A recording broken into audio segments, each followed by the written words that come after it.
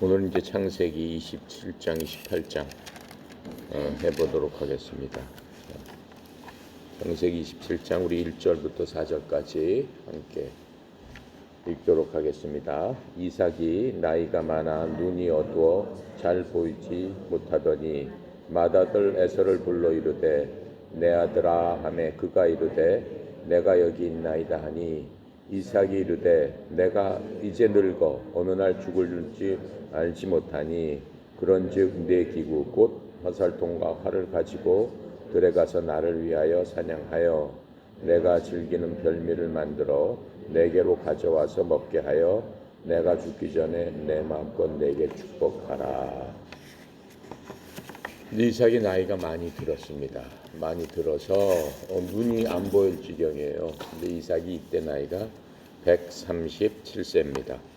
137세 된 이삭이 자신이 이제 죽게 됐다고 생각했어요. 근데 사실 이삭은 몇 살에 죽었냐면 180살에 죽었어요. 그러니까는 그때 아들한테 얘기할 때보다도 43년을 더 살다가 죽게 됩니다. 창세기 35장 28절에 보면은 이삭이 몇 세에 죽었다, 180세에 죽었다 이렇게 나옵니다. 근데 그의 형 이스마엘도 137살에 죽었죠. 그래서 아마도 그러한 것들을 보면서 자기도 곧 죽게 되지 않을까라는 생각을 했던 것 같고, 또 이미 몸이 많이 쇠약했음으로 알 수 있어요. 눈이 보이지 않을 지경이 벌써 됐다라고 이제 나와 있어요. 그래서 이제 에서에게 사냥을 해서 고기를 준비해서 자신에게 먹게 하고 이제 자신이 죽기 전에 에서한테 축복을 하겠다, 해주겠다라고 하는 내용을 우리가 여기서 알 수 있습니다. 자, 그래서 마지막으로 아들이 잡아온 고기, 그걸 아마 평소에도 좋아했던 것 같아요. 그러니까 뭐 양이나 염소나 기르는 게 아니고 사냥해서 잡은 고기를 먹고 싶다라고 이제 얘기를 하고 있어요. 자, 그리고 5절부터 16절까지 합시다.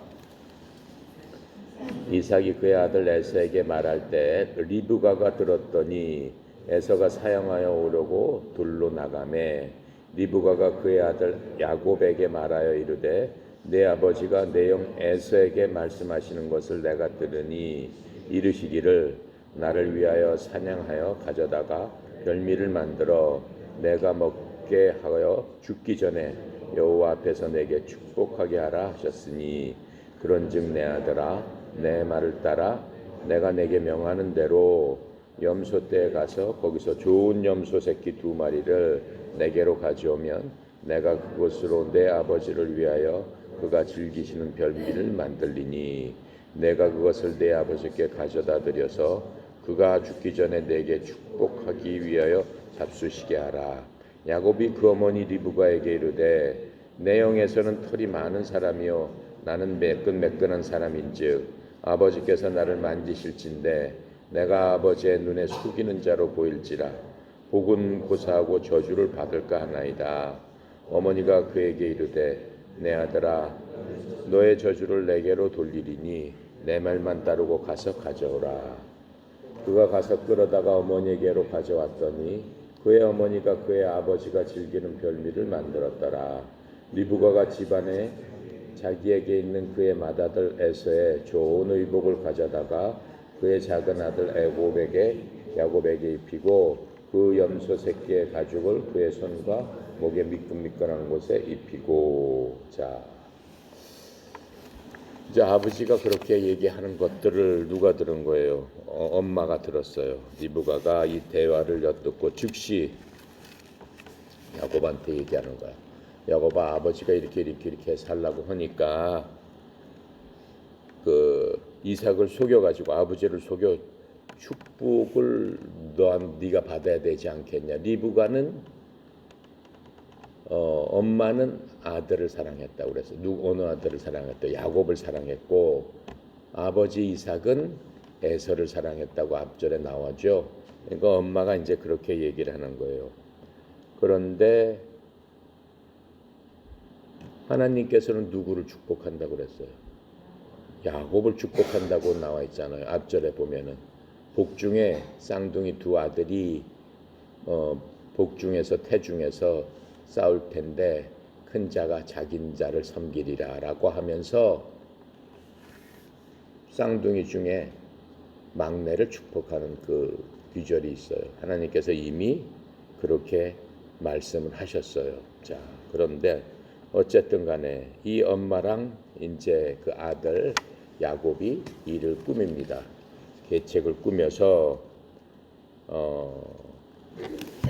축복을 네가 미리 받아야 될 게 아니냐라고 하면서 가서 양 두 마리를 염소 두 마리 새끼를 가져다 갖고 오면은 내가 음식을 해서 아버지한테 갖다 줄 테니까 네가 형인 척하고 가서 축복을 받아라라고 하는 얘기입니다. 그러니까 엄마가 음식을 엄청 잘한 것 같아요. 왜 그러냐면은 아빠는 그 뭐 들짐승이니까 뭐 사슴이나 노루나 뭐 이런 거 잡아다 주겠죠.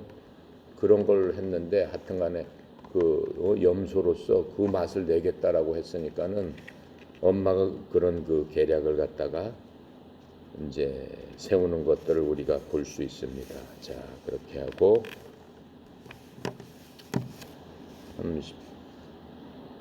30절까지 해봅시다. 17절부터 자기가 만든 별미와 떡을 자기 아들 야곱의 손에 주니 야곱이 아버지에게 나아가 내 아버지여 하고 부르니 이르되 내가 여기 있노라 내 아들아 내가 누구냐. 야곱이 아버지에게 대답하되 나는 아버지의 맏아들 에서로소이다. 아버지께서 내게 명하신 대로 내가 하였사오니 원하건대 일어나 앉아서 내가 사냥한 고기를 잡수시고 아버지 마음껏 내게 축복하소서. 이삭이 그의 아들에게 이르되 내 아들아 내가 이렇게 이같이 속히 잡았느냐. 그가 이르되 아버지 하나님 여호와께서 나로 순조롭게 만나게 하셨음이니이다. 이삭이 야곱에게 이르되 내 아들아 가까이 오라. 내가 과연 내 아들 에서인지 아닌지 내가 너를 만져보려 하노라. 야곱이 그 아버지 이삭에게 가까이 가니 이삭이 만지며 이르되 음성은 야곱의 음성이나 손은 에서의 손이로다 하며 그의 손이 형 에서의 손과 같이 털이 있으므로 분별하지 못하고 축복하였더라. 이삭이 이르되 내가 참 내 아들 에서냐. 그가 대답하되 그러함이다. 이삭이 이르되 내게로 가져오라. 내 아들이 사냥한 고기를 먹고 내 마음껏 내게 축복하리라. 야곱이 그에게로 가져가매 그가 먹고 또 포도주를 가져가매 그가 마시고 그의 아버지 이삭이 그에게 이르되 내 아들아 가까이 와서 내게 입맞추라. 그가 가까이 가서 그에게 입맞추니 아버지가 그의 옷에 향취를 맡고 그에게 축복하여 이르되 내 아들의 향취는 여호와께서 복 주신 밭의 향취로다. 하나님은 하늘의 이슬과 땅의 기름짐이며 풍성한 곡식과 포도주를 내게 주시기를 원하노라. 만민이 너를 섬기고 열국이 내게 굴복하리니 내가 형제들의 주가 되고 내 어머니의 아들들이 내게 굴복하며 너를 저주하는 자는 저주를 받고 너를 축복하는 조를 받기를 원하노라. 여기까지 할게요. 자,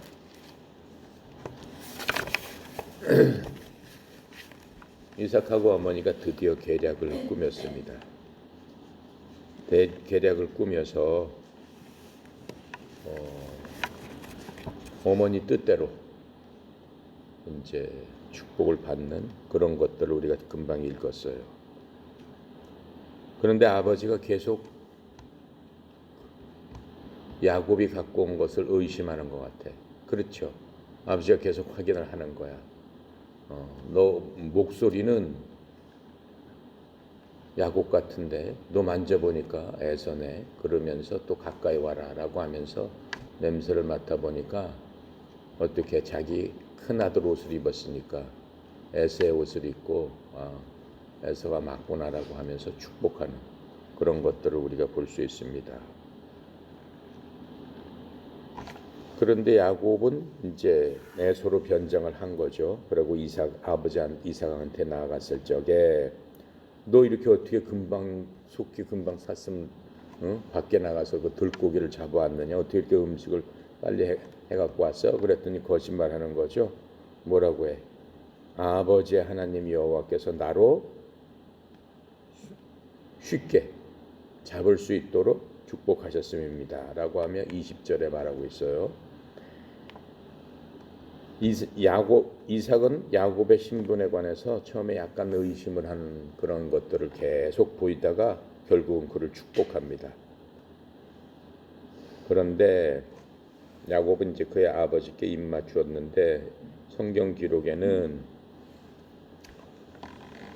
이 입맞춤을 하면서 반역적인 입맞춤을 하는 게 이게 첫 번째예요. 야곱이 반역적인 입맞춤을 아버지한테 엉터리로 한 거잖아. 그렇죠? 그런데 또 우리가 그 입맞춤을 그렇게 한 사람이 있어요. 예수님께서 십자가에서 이제 잡히시기 전날 밤 예수님의 제자 유다가 예수님 앞에 와서 예수님께 친절한 척하면서 랍비어 하면서 예수님 앞에 나가서 입을 맞추죠. 왜 그렇게 하는 거야? 입을 맞추는 사람이 예수니까 그를 잡아가라 라는 뜻에서 입을 맞춥니다. 마태복음 26장 49절에 보면은 그 광경이 나옵니다. 자, 그렇게 하면서 이제 이 야곱은 하나님의 축복을 받아야지 원래는 마땅한 사람이에요. 애당초 하나님께서 야곱을 축복해 주셨잖아요. 그리고 야곱이 모든 형제 중에 으뜸이 되리라고 했는데 아버지 이삭은 하나님의 말씀대로 안 한 거야. 자기 생각대로 한 거예요. 그러니까는 이 축복을 갖다가 그러니까는 이때 보면은 이삭이 늙어가지고 이삭이 어떻게 보면 영적으로 많이 어두워진 사람이다라고 하는 것을 알 수 있어요. 그리고 어머니 리브가 또 그렇게 할 필요가 있어요, 없어요? 리브가가 아니 누구죠? 어머니 이름이? 예, 리브가 맞죠? 어머니 리브가도 그렇게 할 필요가 없어요. 하나님께서 이미 작은 아들을 축복해 줬다고 예정을 했잖아. 그렇죠? 그런데도 불구하고 쥐 생각대로 못된 짓을 해가지고 그 남편을 속여가지고 아들하고 짜가지고 계략을 만들어서 사기꾼 짓을 한 것들을 볼 수가 있습니다. 거기에 대해서 하나님께서는 용서하지 않습니다. 용서하지 않는 것들이 이제 나중에 나와요. 그러니까 성경에 보면 여태까지 하나님을 속이고 뭐 했더라도 하나님의 사람 하나님 축복은 해요. 항상. 왜 그래? 하나님께서 이미 말씀을 하셨어. 야곱이 으뜸이 될 것이다. 그리고 에서가 야곱을 섬길 것이다. 복중에 있는 그 아이들한테 이미 말씀을 하셨어요. 하나님께서는 여태까지 보면은 말씀하신 거에 대해서 그 사람이 어떻게 했든 간에 하나님 편에서는 그 말씀을 항상 지키세요. 인간이 어떻게 하든 간에. 그런데 그 과정 중에 사람들이 잘못한 것에 대해서는 반드시 또 책임을 물으셔요. 그러니까 하나님께서 축복한 사람은 하나님께서 절대 죽이지는 않는다라고 하는 거예요. 어떠한 상황에서 힘들어서 아주 곤록하게 하시지는 않는다라고 하는 거예요. 말씀하신 대로 하나님 반드시 지켜요. 근데 그 사람이 자기 욕심대로, 자기 마음의 욕심대로 하나님의 방법 안 따라가고 자기 생각대로 앞서가는 거잖아요. 이거 가만히 있었어도 하나님께서 어떤 방법이든지 축복을 하셨겠죠. 근데 뭐든지 자기 그 하나님 말씀보다 앞서가서 행함으로 말미암아 자기 욕심이 나와서 이런 식으로 잘못을 저지르게 되면은 거기에 대한 보응을 반드시 받게 되는 것들을 우리가 알 수 있습니다. 자, 그다음에 30절부터 우리 해봅시다. 30절부터 46절까지 끝까지 해봅시다. 이삭이 야곱에게 축복하기를 마침에 야곱이 그의 아버지 이삭 앞에서 나아가자 곧 그의 형 에서가 사냥하여 돌아온지라 그가 별미를 만들어 아버지에게로 가지고 가서 이르되 아버지여 일어나서 아들이 사냥한 고기를 잡수시고 마음껏 내게 축복하소서. 그의 아버지 이삭이 그에게 이르되 너는 누구냐? 그가 대답하되 나는 아버지의 아들 곧 아버지의 맏아들 에서로소이다. 이삭이 심히 크게 떨며 이르며 그러면 사냥한 고기를 내게 가져온 자가 누구냐? 내가 오기 전에 내가 다 먹고 그를 위하여 축복하였은즉 그가 반드시 복을 받을 것이니라. 에서가 그의 아버지의 말을 듣고 소리질러 슬피 울며 아버지에게 이르되 내 아버지여 내게 축복하소서 내게도 그리하소서. 이삭이 이르되 내 여우가 와서 속여 내 복을 빼앗았도다. 에서가 이르되 그의 이름을 야곱이라 함이 합당하지 아니하니까 그가 나를 속임이 이것이 두 번째니이다. 전에는 나의 장자의 명분을 빼앗고 이제는 내 복을 빼앗았나이다. 또 이르되 아버지께서 나를 위하여 빌 복을 남기지 아니하셨나이까. 이삭이 에서에게 대답하여 이르되 내가 그를 너의 주로 세우고 그의 모든 형제를 내가 그에게 종으로 주었으며 곡식과 포도주를 그에게 주었으니 내 아들아 내가 내게 무엇을 할 수 있으랴. 에서가 아버지에게 이르되 내 아버지여 아버지가 빌 복이 이 하나뿐이리까. 내 아버지여 내게 축복하소서 내게도 그리하소서 하고 소리 높여 우니 그 아버지 이삭이 그에게 대답하여 이르되 내 주소는 땅의 기름짐에서 멀고 내리는 하늘 이슬에서 멀 것이며 너는 칼을 믿고 생활하겠고 내 아우를 섬길 것이며 내가 매임을 벗을 때에는 그 멍에를 내 목에서 떨쳐 버리리라 하였더라. 그의 아버지가 야곱에게 축복한 그 축복으로 말미암아 에서가 야곱을 미워하여 심중에 이르기를 아버지를 곡할 때가 가까웠은즉 내가 내 아우 야곱을 죽이리라 하였더니 맏아들 에서의 이 말이 리브가에게 들리매 이에 사람을 보내어 작은 아들 야곱을 불러 그에게 이르되 내 영 에서가 너를 죽여 그 안을 풀려하니 내 아들아 내 말을 따라 일어나 하란으로 가서 내 오라버지 라반에게로 피신하여 내 형의 노가 풀리기까지 몇 날 동안 그와 함께 거주하라. 내 형의 분노가 풀려 내가 자기에게 행한 것을 잊어버리거든 내가 곧 사람을 보내어 너를 거기서 불러오리라. 어찌 하루에 너희 둘을 잃으랴. 리브가가 이삭에게 이르되 내가 햇사람의 딸들로 말미암아 내 삶이 싫어졌거늘 야곱이 만일 이 땅의 딸들 곧 그들과 같은 햇사람의 딸들 중에서 아내를 맞이하면 내 삶이 내게 무슨 죄매가 있으리까. 이삭이 야곱을 불러 그에게 축복하고 또 당부하여 이르되 너는 가나안 사람 딸들 중에 아내를 맞이하지 말고. 여기까지 하겠습니다. 자, 이제 이 야곱이 엄마랑 짜가지고 아버지의 장제, 아버지의 축복을 싹 다 받아버렸어요. 축복을 받고 난 다음에 바로 에서가 들어오는 겁니다. 에서가 이제 사냥을 하면서 땀을 뻘뻘 흘리고 들어와서 별미를 싹 만들어서 이제 원래 아버지가 에서를 좋아했어요. 큰아들을 좋아했어요. 쌍둥이 중에. 그러니까는 아버지 여기 갖고 왔습니다. 아버지가 말씀하신 대로 제가 갖고 왔으니까 저한테 축복해 주세요 라고 하면서 이제 갖고 옵니다. 갖고 오니까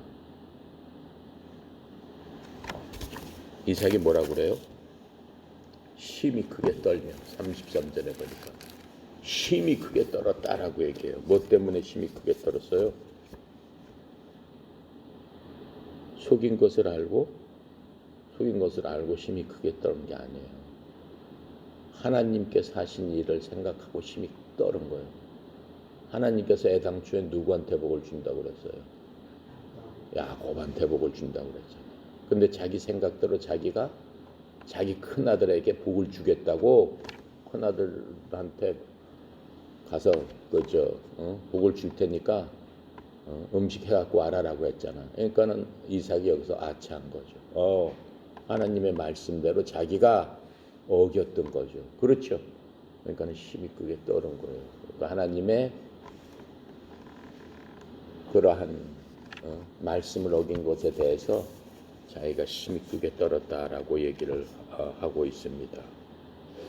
자, 그렇게 하면서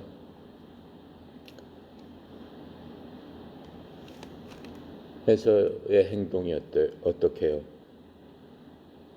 자기 동생에게 축복을 뺏겼다고 생각하고 통곡을 했다고 그랬어요.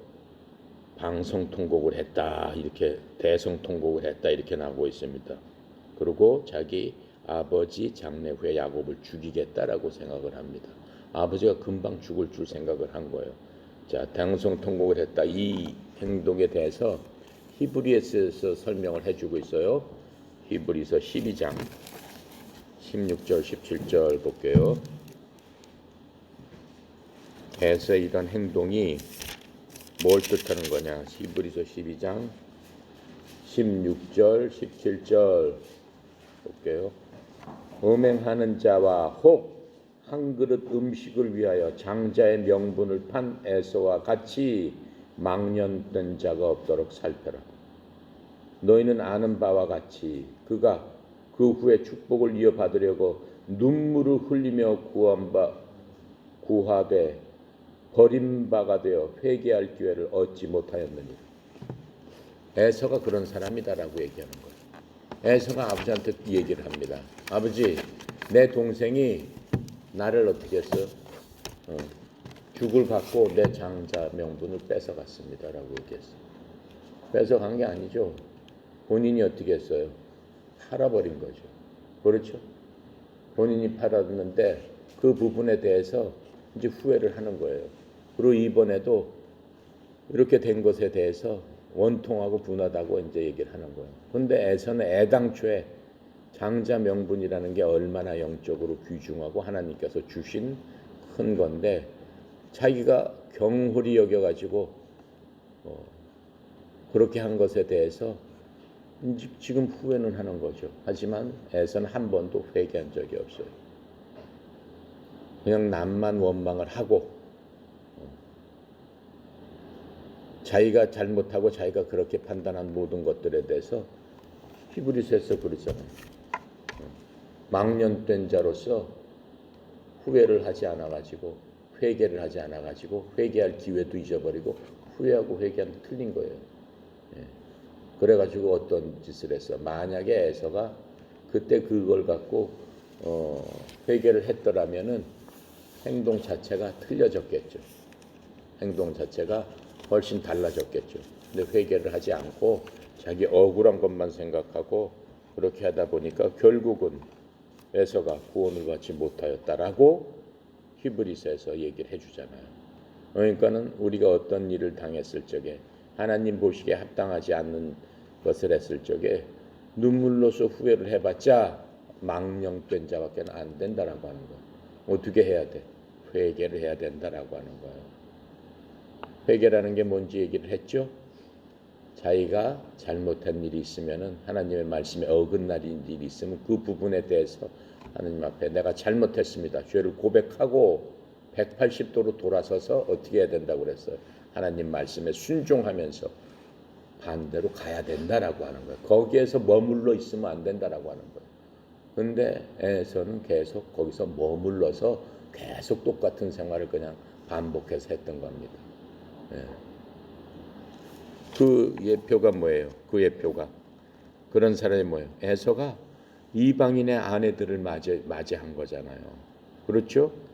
26장에 보면은 에서가 이방인의 아내들을 맞이하는 바람에 부모가 어떻게 했어? 마음이 애가 탔어요. 부모가 아주 리브가가 한이 맺혔어요. 근데 이삭은 아들을 사랑했기 때문에 이삭도 싫어했어요. 하지만 그걸 말을 안 한 거야. 그렇게 되면은 집안이 불난리가 나고 아들이 이제 뛰쳐나가고 할까봐 그냥 말을 안 한 거예요. 이삭도 문제가 있지만은 에서가 전혀 회개를 안 했다라고 하는 것들을 알 수 있습니다. 자, 그러면서 이제 이삭은 여기서 43년을 더 살아요.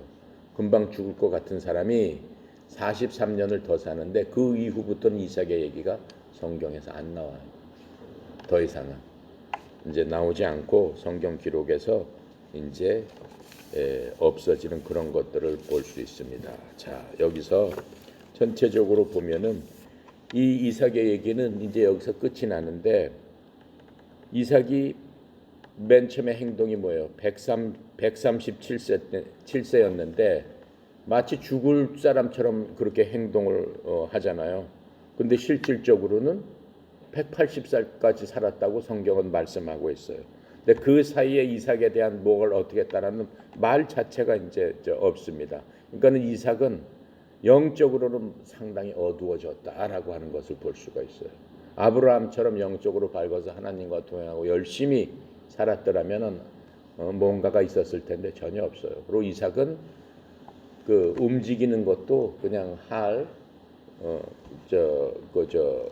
세 장소만 움직였다가 부알세바, 헤브론 그냥 거기만 움직였다가 그 뭐 전혀 어디로 어떻게 했다라고 하는 것도 아무것도 없어요. 자, 그러면서 이제 야곱 쪽으로 넘어가는 것들을 이제 우리가 보게 되는 겁니다. 그리고 에서에게 이삭이 축복하겠다고 자기가 자기 멋대로 한 것은 이게 하나님의 뜻이 아니잖아요. 자기의 육신적인 것, 자기 생각대로 그냥 에서를 갖다가 축복하겠다라고 얘기를 했어요.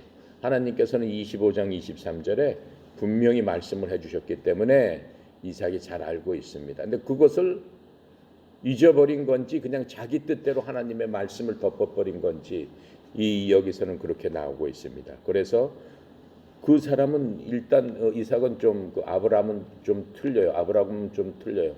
이삭은 그러니까 육신적인 거를 좋아하는 거예요. 먹는 거 좋아하고 감각적인 거를 좋아하는 거예요. 자기 아들 그 큰 아들이 하는 걸 좋아하는 거예요. 그래서 큰 아들에 대해서 자기 감정적으로 움직였다는 거를 보는 거예요. 근데 큰 아들을 갖다가 자기가 만져보려고 한 거 아니에요. 그렇죠? 털이 있는가 만져보고 또 그 큰 아들이 준 것을 즐겨 먹었다 그래서 먹는 거 좋아하고 그다음에 또 큰 아들에 대해서 냄새를 맡으려고 하고 그러니까는 먹고 마시고 냄새 맡고 전부 그게 세상적인 일, 세상적으로 판단하는 것을 우리가 눈으로 보고 만지고 느끼는 것 그것대로 지금 이삭이 말년에 해버린 거예요. 자, 이제 이삭은 이제 그런 상태로 그 영적으로 많이 쇠약해진 그러한 상태에 있었어요. 리브가는 어떤 어머니였어요? 리브가는 하나님께서 야곱을 축복해 주신다는 것을 알고 있었어요. 그리고 리브가는 기도하는 엄마였어요. 복중에서 그렇게 되니까 하나님 앞에 기도를 하면서 하나님 앞에 의지하고 아랬을 적에 하나님께서 리브가한테 말씀을 해주셨잖아요. 어떻게 될 것이다 라고 했기 때문에 그 엄마는 확실하게 알고 있었어요. 그럼에도 불구하고 엄마가 속임수를 쓰고 어떻게 해요? 음모를 꾸며가지고 에서를 갖다가 제끼려고 한 거예요. 확실히 제껴버리고 이렇게 하려고 한 거예요. 그런데 만약에 리브가도 예전에 리브가였더라면 어떻게 했겠어? 하나님 앞에 의지하고 이 모든 것들을 하나님 앞에 아뢰고 하나님 앞에 기도했겠죠. 그래서 육신적인 계획을 자기가 그렇게 하지 않았겠죠. 그런데 그렇게 됨으로 말미암아 누가 배운 거야? 야곱이 그대로 배운 거예요. 야곱의 일생은 야곱 자체가 사기꾼이라고 얘기를 했죠. 야곱의 일생은 이제 그런 식으로 이제 일생이 이제 펼쳐지는 거예요.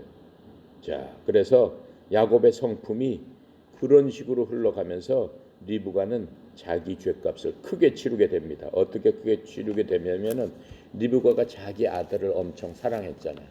엄청 사랑했는데 그리고 며칠 후에 네 형이 잠잠해지면 내가 너를 데리러 보낼 테니까 다시 집으로 와라. 하란으로 가서 기다려라. 리브가 있는 하란까지는 약 한 3일 동안 밤낮으로 걸어가야 돼. 80km 되니까 걸어가야 되는데 내가 곧 불러올 테니까 와라. 그랬는데 리브가가 아들을 봅니까 못 봅니까? 못 봅니다. 20년 동안 못 보고 죽을 때까지도 그 아들을 보지 못합니다. 죽은 다음에야 이제 아들이 엄마를 찾아오는 그 광경을 볼 수가 있어요. 그리고 야곱도 하나님 앞에 엄청난 복음 받지만 지가 한 일에 대해서 엄청난 고생을 치르게 되는 겁니다. 그래서 20년 동안을 어떻게 엄청난 시련 가운데서 이제 엄마랑 그 아들 사랑하는 아들이 당하게 되는 그런 것들을 이제 우리가 보게 됩니다. 그래서 이 야곱은 자기 생애에 대해서 하나님의 약속을 알고 있었어요. 어렸을 때부터 알고 있었어요. 하나님께서 나를 축복해 주시겠다라고 했던 것을 알고 있었어요. 하나님의 계획을 알고 있었지만은 하나님 앞에 귀를 기울이는 대신 자기 엄마 계획에 귀를 기울여 가지고 같이 편승해서 했던 겁니다. 자, 그래서 이 19절에서 야곱은 아버지에게 세 가지 거짓말을 했죠. 아버지한테 나가서 19절에 보니까 자기가 형 에서냐라고 했을 적에 에서입니다라고 거짓말을 해요. 두 번째, 자기가 사냥을 고기를 하고 자기가 하였사오니 이렇게라고 하면서 그 야곱은 아버지한테 가서도 세 가지로 거짓말을 합니다. 자, 그리고 그 입맞춤도 에서처럼 형처럼 하면서 아버지한테 입맞춤을 한 거죠. 그것도 속이게 되는 겁니다. 그래서 야곱은 이 죄가를 엄청난 죄가를 치르게 돼요. 그 야곱이 떠났을 때가 몇 살이냐면 젊어서 떠난 게 아니에요. 야곱이 77살 때 지금 집에서 도망간 거예요. 77살이 돼가지고. 근데 77살까지 결혼을 못했죠. 그렇죠? 결혼을 못하고 이제 쫓겨나가는 것들을 보게 됩니다. 자, 근데 어떤 야곱은 죄값을 치르게 되냐면은 자기 아내를 갖다가 결혼하는 일에 대해서 엄청난 고생을 하게 돼요. 자기가 원했던 아내하고 결혼도 못해요. 예. 자기가 속인 것처럼, 자기가 아버지를 속인 것처럼 자기도 속임을 당해가지고 다른 여자하고, 나는 이 여자하고 결혼하기로 했는데 자고 일어나서 보니까 다른 여자가 있는 거예요. 그렇게 자기도 속임을 당하는 그런 식으로 속임을 당해서 환난을 겪고 되고, 또 그 다음에 죽도록 열심히 일했는데 품삯을 못 받게 돼요. 몇 년 동안이나 일을 했는데 7년씩이나 막 일을 했는데도 전혀 품삯을 못 받게 되는 그런 일들이 펼쳐지고, 또 야곱한테 제일 큰 고통은 뭐였어요? 자기가 제일 나중에 사랑하는 아들 요셉이 어떻게 되는 거예요? 요셉이 형제들한테 팔렸는데 염소 피 묻은 옷을 아버지한테 갖고 와서 아버지 막내 아들 제일 사랑했던 그 요셉이 미리한테 물려서 들판에서 죽었습니다. 이 옷만 이렇게 남아 있습니다. 라고 해서 그런 고통을 받게 되는 거예요. 그러니까 이게 거기에 대한 결론이 그렇게 나오는 거예요. 자, 그래서 하나님께서는 절대로 심은 대로 거두리라라고 하는 법칙에는 전혀 흔들리지 않습니다. 우리가 심은 대로 걷게 되는 거예요. 하나님께서 축복하시는 것은 축복해 주시지만은 우리 스스로 한 것에 대해서는 반드시 심은 대로 걷게 된다는 것들을 성경은 그냥 아담부터 시작해가지고 계속적으로 그 말씀을 해주시고 있는 거예요. 그렇지만 그 가운데서도 하나님께서 신실하게 이 야곱의 사기꾼 야곱을 어떻게 축복을 하시나를 하나님께서는 또 보여주시는 거예요. 자, 그렇게 하고 자 28장 갑시다. 28장. 그러면서 이제 1절에 보니까는 이삭이 야곱을 불러 축복을 합니다. 이삭이 알게 돼요. 야곱이 어떻게 자기를 속이고 자기 복을 자기가 주려고 하는 에서의 복을 자기가 가로챘다라고 하는데 이삭이 깨달은 건 뭐야? 심히 놀란 건 뭐야? 아무리 자기가 그래도 하나님께서 하신 것 보고 심히 깨우친 거예요. 그러면서 떠나가는 야곱을 축복을 하는 게 28장 1절 중에 이제 봤습니다. 1절부터 우리 9절까지 합시다. 이삭이 야곱을 불러 그에게 축복하고 또 당부하여 이르기를 너는 가나안 사람의 딸 중에서 아내를 맞이하지 말고, 가나안 딸을 맞지 말라는 거는 자기 형처럼 거기에 대해서 마음이 심히 괴로웠던 거예요. 자, 2절. 일어나 바단 아람으로 가서 내 외조부 부두엘의 집에 이르러 거기서 내 삼촌 라반의 딸 중에서 아내를 맞이하라.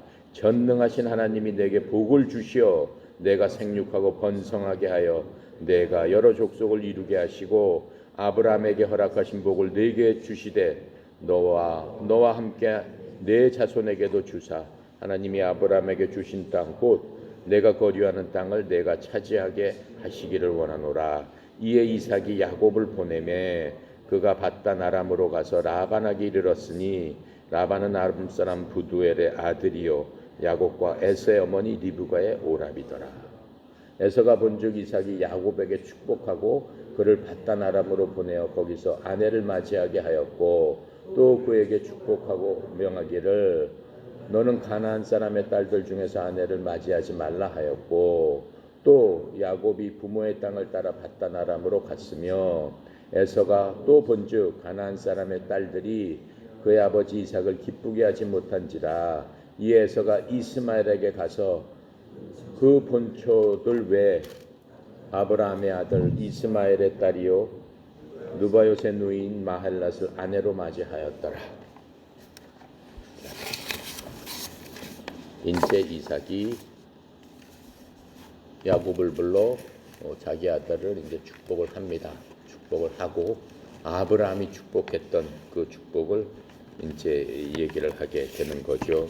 자, 얘기를 했는데 이 창세기 이제 나머지 부분으로 가는 거예요. 후반부에 들어가서는 실제로 이제부터는 50장까지는 야곱의 생애를 이제 쭉 소개를 하게 되는 거예요. 근데 이 중에서 보면은 자기 삼촌 라반 집으로 지금 가는 것을 보고 있죠. 자기 엄마의 오빠가 라반이에요. 하란으로 가서 이 아브라함이 며느리감을 하란은 어디에 아브라함이 살던 데예요. 거기서 자기 동생의 친척 중에서 며느리를 구한 게 바로 이삭의 엄마죠. 그렇죠? 근데 거기에 오빠가 있었어요. 그 라반은 원래 욕심이 많고 꾀가 많은 사람으로 그 앞에 나와 있습니다. 근데 글로 일단은 도망가라라고 해서 글로 도망가게 되는 것들을 보게 됩니다. 그래서 지금 28장부터 31장까지는 보면은 그 삼촌하고 이제 다투고 삼촌하고 문제가 엄청 많게 돼요. 한 20년 동안 거기 살면서 거의 종로로 비슷하게 하는데 엄청난 시련을 겪는 걸 볼 수 있습니다. 그 다음에 드디어 형하고 만나게 돼요. 이제 돈 좀 거기서 어떻게 해서 벌어가지고 나오면서 다시 돌아오고 싶어해요. 다시 돌아오고 싶었는데 형이 동생을 잡아 죽이겠다고 결심을 하면서 놓기만 해봐라 라고 하는 그 광경을 보게 됩니다. 그 다음에는 이제 자기 아들이 나오게 돼요. 12아들이 나오는데 11아들과 한 딸이 나오는데 11아들이 그 이스라엘 전 민족의 지금 이스라엘 민족의 부족이 되는 거예요. 12지파가 되는 거예요.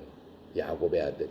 그러니까 하나님께서 야곱한테 약속하시고 아브라함한테 약속하신 것을 이삭의 때에 와서 구체적으로 펼치시기 시작하는 거예요. 그래서 야곱의 자식들이 이스라엘을 이루는 지금까지 이루고 있는 12지파를 만드는 그 과정을 창세기에서는 이제 보여주는 거예요. 자, 그러면서 리브가가 야곱에게 집을 떠나라고 막 계속해서 했던 이유가 있어요. 근본 이유는 뭐 가서 거기서 며느리감을 구하라라고 했는데 에서한테 마저 죽을까봐 지금 떠나라고 한 겁니다. 그래서 어떻게 되는 거예요? 이 에서가 그 구했던 그러한 며느리감은 안 된다라고 얘기를 하고 있는 거죠. 그래서 그 며느리감을 그 하란에서 원래 그 자기네 부족에서 구해라라고 부탁을 하면서 리브가가 적당한 때 너를 데리러 가겠다라고 계획을 했지만 리브가의 계획은 완전히 깨지고 맙니다. 그리고 그 엄마는 자기 아들을 다시는 보지 못하는 그런 비극적인 상황에 빠지게 되는 겁니다. 자, 그리고 이제 야곱 자체가 이제는 자기 신앙으로 일어서야 될 때가 됐어요. 그동안은 하나님께서 아브라함이 이삭을 통해서 이삭의 그 숭고한 신앙이 있었죠. 이삭이 제 번제물로서 자기 스스로 하나님 앞에 드리려고 했던 드려졌던 그러한 신앙, 하나님께서 그것을 굉장히 이쁘게 보시고 그것을 그 순종적인 그 신앙에 대해서 하나님께서 복을 많이 주셨어요.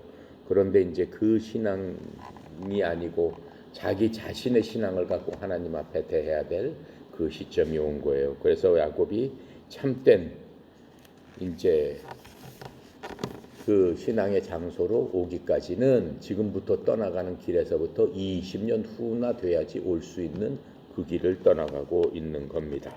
자, 여기서 보면은 이 야곱이 길 떠날 때는 젊은이가 아니고 적어도 나이가 이미 77세나 됐다라고 하는 것들을 우리가 알 수 있습니다. 자, 10절부터 12절까지 합시다.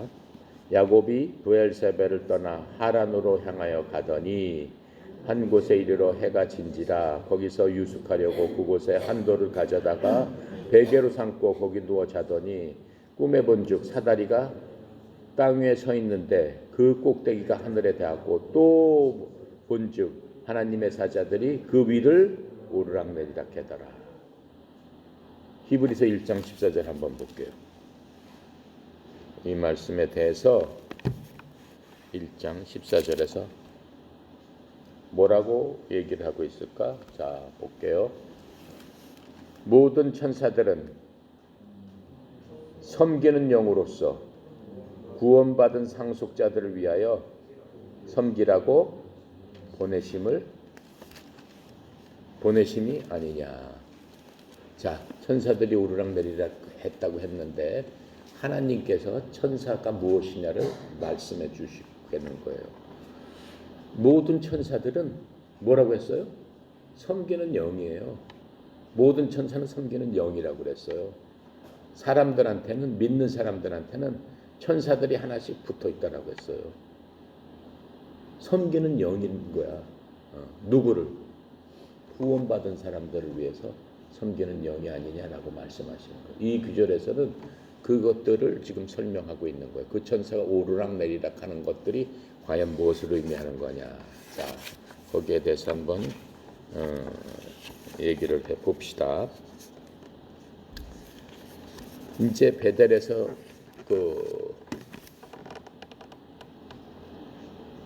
야곱이 이제 자기 아버지가 있던 게 브엘세바죠. 브엘세바에는 아브라함의 묘도 있고 사라의 묘도 있어요.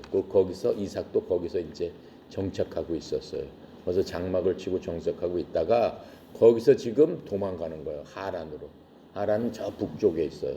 저 북쪽 지금의 시리아 쪽에 있는 거예요. 그 북쪽으로 이제 도망가게 되는데 거기서 가다가 꿈을 꿨어요.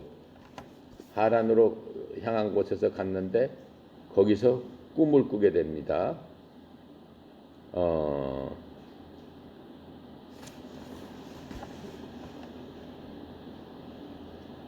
거기서 돌들 중에 하나를 취해가지고 잤다고 그랬어요.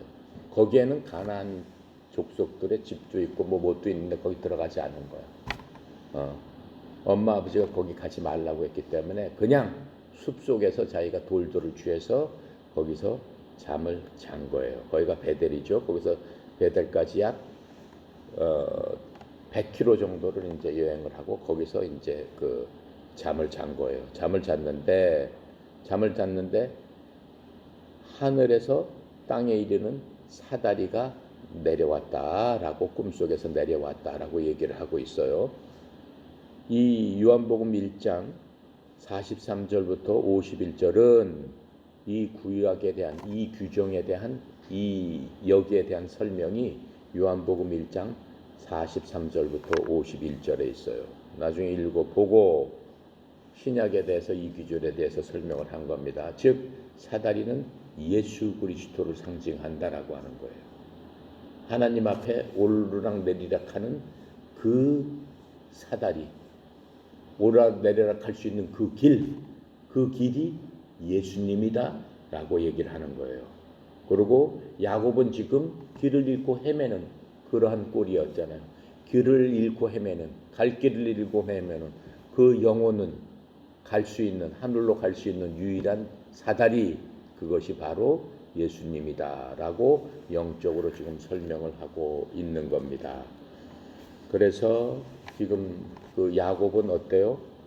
도망을 하고 있는 거죠. 자기 생명이 에사한테 잡혀서 죽을까봐 도망을 치고 있는 그러한 상황에서 아버지 집을 떠나서 자기가 지은 죄로 인해서 마음이 무겁겠어 안 무겁겠어요? 엄청 무겁죠. 엄청난 죄짐을 짓고 자기 생명을 위해서 떠나가고 있는 겁니다. 자, 그러면서 자기한테 이제 구원의 사다리가 내려온 것들을 이제 보게 되는 겁니다. 자, 그리고 이 야곱은 교활한 거죠. 사기를 친 거죠. 이러한 이 사기꾼 같은 그러한 사람들을 대신하는 겁니다. 하나님 앞에 죄 지은 그런 자를 갖다가 모형으로 나타내고 있는 겁니다. 그래서 이 사건에서 하나님으로부터 야곱은 그럼에도 불구하고 은혜를 받게 되는데 하나님께서 야곱한테 약속하신 그 계시가 7가지가 있어요. 7가지가 있는데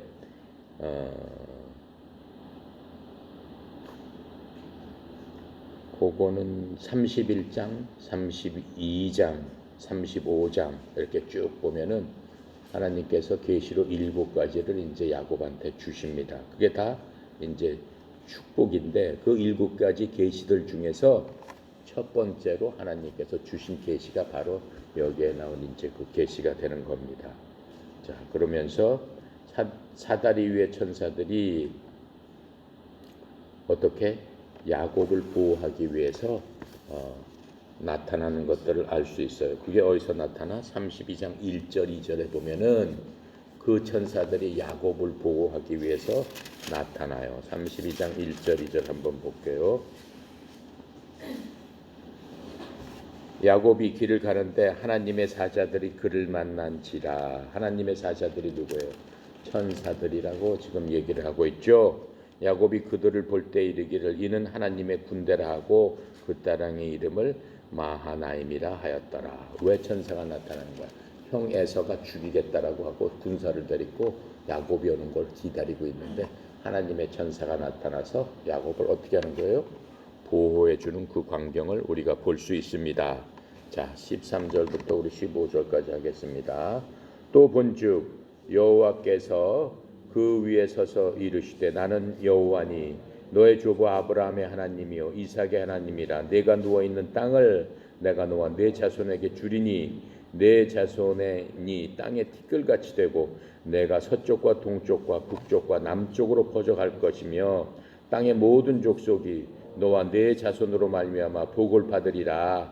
내가 너와 함께 있어 내가 어디로 가든지 너를 지키며 너를 이끌어 이 땅으로 돌아오게 할지라. 내가 내게 허락한 것을 다 이루기까지 너를 떠나지 아니하리라 하신지라. 이게 첫 번째로 이제 야곱한테 말씀을 하신 거예요. 그러니까 32절 35절 가면은 7가지로 이제 하나님께서 약속을 하시는데 그 약속의 근거는 뭐예요? 맨 처음에 아브라함한테 하신 그 약속을 근거대로 그 자식들한테 지금 그 잊지 않고 약속을 하시는 것들을 우리가 볼 수 있습니다. 자, 그러면서 하나님께서는 땅을 동서남북을 바라봐라. 땅을 너에게 다 주겠다라고 하시고 그 다음에 14절에 보니까 자손을 어떻게 하겠다? 번창하게 하겠다라고 14절에서 말씀하고 계세요. 15절에 가니까 또 하나님께서 이 임재하겠다, 너와 함께 하겠다라고 말씀을 하고 계시는 거예요. 항상 너와 함께 하겠다. 그게 어떤 축복보다 큰 축복을 야곱한테 약속을 하고 계시는 것을 볼 수 있습니다. 하나님께서는 특별한 경우에 내가 너를 떠나지 않고 너와 함께 하겠다라고 말씀하시는 경우가 몇 가지가 있습니다. 빌립보서 1장 6절 한번 볼게요.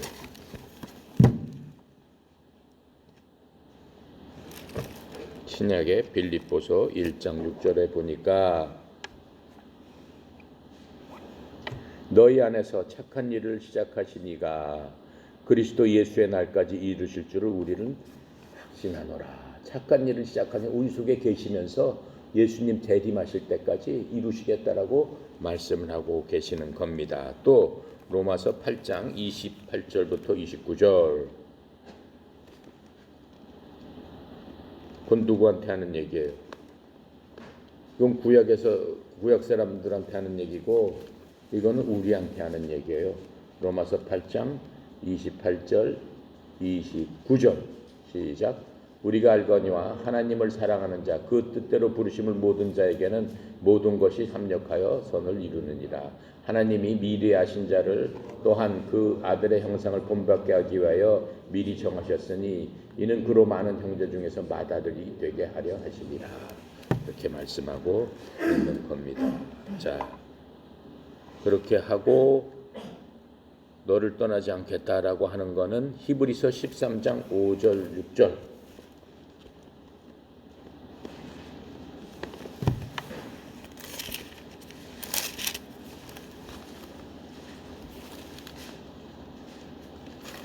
히브리서 13장 5절 6절 시작.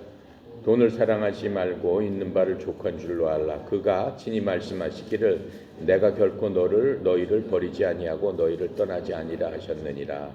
그러므로 우리가 담대히 말하되 주는 나를 돕는 이시니 내가 무서워하지 아니하겠노라. 사람이 내게 어찌하리요 하노라. 이거는 신약에 우리한테 지금 하고 계시는 말씀이에요. 그러니까 왜 돈을 사랑하지 말고 있는 바를 족한 줄로 알아라 라고 하면서 바로 내가 너를 떠나지도 않고 버리지도 아니하겠다라고 하셨을까요? 왜 돈하고 연관시켜서 하나님께서 이런 말씀을 하시고 있을까요? 이 세상에 돈이 그만큼 우상이다라고 하는 거예요. 우리가 돈의 노예가 돼서 이 세상 사람들은 돈의 노예가 돼서 돈 흘러가는 대로 돈 따라 간다라고 하는 거예요. 근데 하나님께서 뭐라고 하세요? 뭐라고 하세요? 그 밑에 뭐라고 했어요? 내가 너를 돕는 하나님께서 우리를 돕는데 내가 무서워할 게 뭐가 있느냐? 돈이 없다고 무서워하겠느냐? 뭐가 없다고 무서워하겠느냐? 그렇게 할 게 없다라고 하는 하나님께서 때에 따라 돕는 은혜로 주시겠다라고 지금 약속을 하시고 있는 거예요. 이 약속은 지금 아브라함을 통해서 이삭에게 동서남북을 봐라. 그리고 네 자손을 봐라. 이거 네가 다 주겠다라고 한 약속보다 더 큰 약속이다라고 하는 거예요. 그러면서 그 야곱에게도 내가 너와 함께하리라. 그렇게 말씀하셨다라고 하는 거예요. 근데 그 약속을 우리한테 지금 똑같이 해주시고 있다라고 하는 거예요. 그러니까 우리가 성경을 보면서 하나님이 어떤 분인가를 알아라라고 하는 게 가장 중요해요. 그게 영생이라고 하는 거예요. 영원히 살고 싶으면은 하나님이 어떠한 분이신가를 분명히 알아라라고 말씀을 하면서 이 말씀을 우리한테 알려주시는 겁니다. 자, 16절부터 우리 22절까지 합시다. 야곱이 잠이 깨어 이르되 여호와께서 과연 여기 계시거늘 내가 알지 못하였도다. 이에 두려워하여 이르되 두렵도다. 이곳이여 이것은 다름 아닌 하나님의 집이여 이는 하나님의 문이로다 하고 야곱이 아침에 일찍 일어나 베개로 삼았던 돌을 가져다가 기둥으로 세우고 그 위에 기름을 붓고 그곳 이름을 베델이라 하였더라. 이 성의 이름은 루스더라. 야곱이 서원하여 이르되 하나님이 나와 함께 계셔서 내가 가는 이 길에서 나를 지키시고 먹을 떡과 입을 옷을 주시어 내가 평안히 아버지 집으로 돌아가게 하시오면 여호와께서 나의 하나님이 되실 것이요 내가 기둥으로 세운 이 돌들이 하나님의 집이 될 것이요 하나님께서 내게 주신 모든 것에서 10분의 1을 내가 반드시 하나님께 드리겠나이다 하였더라. 야곱은 기도도 참 이상하게 해요. 보통 사람하고 틀리게 해요. 하나님하고 거래하듯이 기도를 해요. 그래도 하나님은 그걸 봐주세요. 그냥 그렇죠? 조건을 걸어서 거래를 하잖아. 그러니까 야곱은 사기꾼이에요. 사기꾼인데 하여튼간에 사기꾼이지만은 하여튼간에 그 하나님한테도 서약을 할 적에 이렇게 해주시면 내가 이렇게 하겠습니다. 이렇게 얘기를 하죠. 근데 아브라함이나 누구는 그냥 그렇게 기도를 안 하잖아요. 하나님 알겠습니다. 그냥 하나님 말씀만 하십시오. 제가 순종하고 따라가겠습니다. 어떻게 하시든지 저는 하나님의 종입니다. 저는 어떻게 하든지 가겠습니다. 그러는데 야곱은 절대 그렇게 기도를 안 했어요. 그래도 하나님께서 그냥 내버려 두세요. 네. 야곱의 성품이 그런 줄 아는데 야곱의 장점은 뭐예요? 끈질기게 하나님께서 축복해 주실 때까지 하나님이 하나님이심을 아는 거예요. 사기꾼이지만 사기꾼들은 그렇잖아요. 누가 돈이 있으면 기가 막히게 누가 돈 있는 줄 알고 그 사람을 쫓아다니면서 사기를 치잖아. 돈 없는 사람은 사기꾼이 상대를 안 하지. 근데 야곱은 그런 지혜가 있는 거예요. 하나님이 어떠신 분이다. 복 주시는 분이다.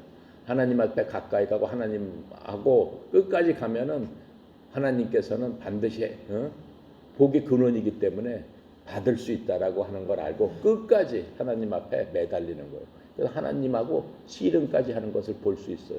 자기 뼈가 부러뜨렸는데도 하나님을 붙잡고 안 놓는 것을 볼 수 있어요. 축복을 안 하시면은 끝까지 뭐 죽기까지 안 놓겠습니다. 그러니까 그 정도로 끈질긴 사람이었다라고 하는 것을 알 수 있습니다. 그러면서 베델 하면은 하우스 오브 가드라고 그랬죠. 하나님의 집이라는 뜻이에요. 베델이. 그래서 이제 그 땅을 베델이라고 했고 또 거기다가 자기가 헌신하겠습니다라고 하는 뜻에서 돌을 세워 놓은 것을 알 수 있습니다. 자, 그래서 야곱의 이제 그 서약에는 금방 얘기했듯이 하나님과 거래를 하는 그러한 식으로 돼 있어요. 그리고 야곱이 거기서 하나님께 11조를 드리겠습니다라고 하는 것이 다시 한번 나와요. 11조 얘기는 아브라함이 멜기세덱, 살레망 멜기세덱을 만났을 적에 멜기세덱이 아브라함이 어떻게 전쟁에서 이기고 들어오니까 멜기세덱을 만나니까 멜기세덱 축복해 주니까 멜기세덱한테 11조를 드렸습니다라고 이제 그 하는 게 나오고 이게 두 번째 11조가 나오는 거예요. 근데 이 11조는 이제 모세가 얘기하는 그 11조하고는 틀린 11조예요. 이 야곱은 모세가 태어나기 전에 몇백 년 전의 사람이니까 모세가 11조를 드려야 된다. 11조는 하나님 거다. 그때 얘기하고는 틀린 얘기예요. 그 전에 몇백 년 전에 이미 본인이 자진해서 11조를 드리겠습니다라고 얘기한 거예요. 뭐 때문에 11조를 드려? 감사하기 때문에. 하나님께서 자기에게 축복을 해주시는 것에 대해서 감사의 조건으로 이렇게 11조를 드리겠습니다라고 얘기하는 것들을 우리가 볼 수 있습니다. 자, 오늘 여기까지 하고 기도하고 마치도록 하겠습니다. 감사하시고 거룩하신 아버지 하나님, 하나님 은혜 감사합니다. 우리가 성경 말씀을 통해서 하나하나 깨닫게 하시고 우리의 삶의 방향이 무엇인가를 교훈으로 알려주셨사오니 저희들도 믿음의 선진을 따라서 참 믿음 가운데서 올바로 믿고 올바로 행해서 하나님의 마음을 기쁘게 할 수 있는 그러한 저희들 되기 원합니다. 주님께서 교훈으로 알려주셨으니까 우리는 우리 믿음의 선진들이 했던 그 선한 행실만 본받게 하시고 하나님의 마음에 합하지 않는 그러한 것들은 저희들이 저희 스스로 경책하며 그러한 행동에서 벗어나서 오직 주님 말씀에 순종할 수 있도록 주님 도와주시옵소서. 특별히 전 세계가 또 우리나라가 이 역병으로 말미암아 심히 어려운 가운데 있습니다.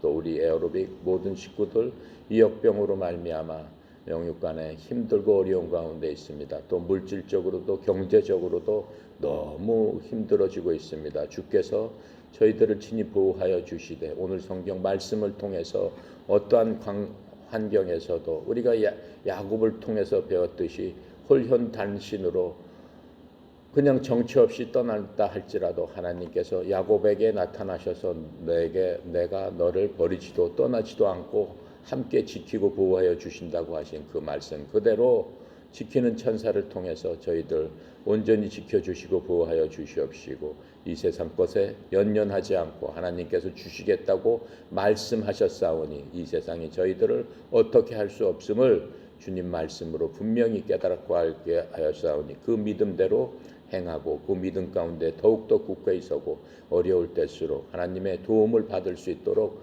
주님을 온전히 아는 저희들 되도록 주님 축복하시고 주님 지혜 주셔서 하나님을 바로 알 수 있도록 도와주시옵소서. 특별히 사랑하는 선수들 하나님 함께 모여서 성경 말씀 읽고 또 훈련합니다. 주께서 건강을 지키고 보호하여 주시옵소서. 모든 지부장들 하나님 지키고 보호하여 주시옵시고 영육간에 강건하게 하시고 물질로서도 어려움이 없도록 주여 때에 따라 돕는 은혜로 은혜 베풀어 주시옵소서. 특별히 송영 이사장님 주님 축복하여 주셔서 협회를 이끌어가는데 어려움이 없도록 형통함으로 보호하여 주시옵소서. 저희는 알 수 없으나 때에 따라 돕는 도움의 손길 하나님 예비하신 손길로 말미암아 어려움이 없도록 주여 축복하여 주시옵소서. 오늘도 모든 것 아버지께 의탁드립니다. 감사드리며 우리 주 예수 그리스도 이름으로 기도드렸습니다. 아멘.